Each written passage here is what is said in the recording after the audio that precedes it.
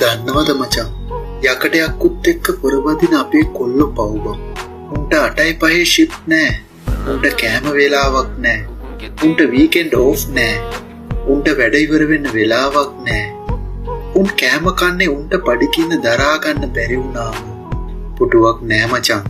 කෑම එක ලස්සනට දිගෑරලා පිළිවෙලට කන්න මේසයක් නෑ මචං. කොහේ හරි ගහක් යටට වෙලා එහෙම නැත්නම් දූවිලි වලින් පිරුණු ගිනි ගින්දරේට රත් වෙච්ච මැෂින් එකක් ඇතුලේ උන් කෑම කන්න. උන්ට කෑම පැයක් නෑ බං. උන් කෑම කෑව අනිත් පැත්තට වැඩ කරා. පාට ඕෆ් වෙලා ආතල් එකේ ගෙදර යන්න ලැබෙන්නේ නෑ මචං. කරන්න පටන් ගත්තු වැඩේ ඉවර කරලා එහෙම නැත්නම් S2කට කරන වැඩේ පේන්නේ නැති වෙනකම් වැඩ කරලා උන් ගෙදර යන්නේ. උන්ට නෑ අද මම නිවාඩුයි හෙට මම නිවාඩුයි කියලා දවසක්. නිවාඩුවක් ඉල්ලලා අමාරුවෙන් නිවාඩුවක් ගත්තොත් අන්න උන්ට එදාට නිවාඩුයි. මතක තියාගනින් කෙල්ලේ.